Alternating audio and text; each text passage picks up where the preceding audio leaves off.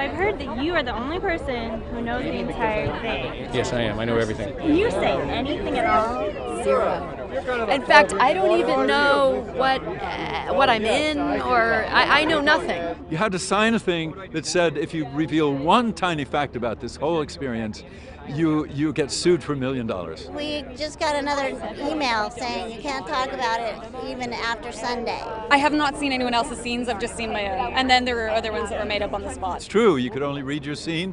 When you were finished with the day's work, you had to turn in your script, which was just a few pages that you were in. We were encouraged not to share the script with any cast member that you're currently working with or who you might be working with somewhere else on another day. When I found out my dad got cast, I called the casting director and I said, "Can I even talk to Dad about it?" And she said, "Yes, because you signed the same NDA, but you can't talk about your scenes." My wife visited the set one time, and she had to sign a non-disclosure agreement before she came to the set, and David wanted to make sure that she signed it before. Because, it's like, I respect it, it's hard to keep a secret these days. It's hard to keep stuff under wraps. Who is the hardest to keep a secret from? Probably my 15-year-old son. He's very excited. He just wants all the juicy tidbits so that he can be the coolest kid on school. But it was hard not telling my family. I think they thought that I'd done a Pretty Woman on it or something, like I'd moved to LA and I was making money and I was working, but I wasn't quite telling them what. They were like, "What is she doing?" People would tried snapping a picture, so we tried covering what I was wearing when I was heading to set with a robe, like a big pink fuzzy robe. It kind of maybe wasn't the best choice. Like I stood out like a sore thumb. Every time I would leave my trailer, they would put a blanket over me. I was shrouded. I had many a cloak. That was my number one wardrobe. When I arrived on set, there were names that I had to use in the script that, of course, as an actor, I had memorized. And then when I got to set, I was informed that the names I was actually going to use when filming were different.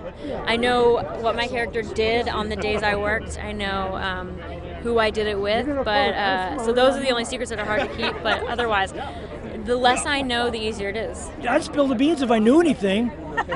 Everybody's off filming all over the place, and I'm in a small little set.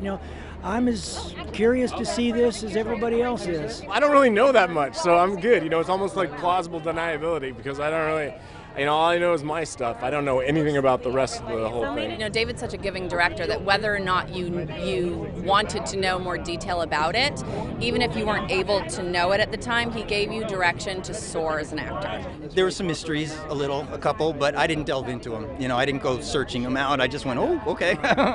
A friend of mine who's on the show, Amy Shields, got herself onto set when she wasn't supposed to be on set, and then I did the same.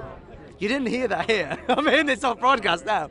I would try to glean stuff wherever I could from the makeup people or the wardrobe people. What's that? What's that wig for or whatever? But no one ever talked. They're all good at keeping the secret, man. Everybody wants to keep it for David. So People played along. They were excited about what they were doing in the moment and the scenes that we did, but everyone was kind of excited to see what it looks like when it's all put together. It's very secretive, but there's also this wonderful creative mystery that David works in.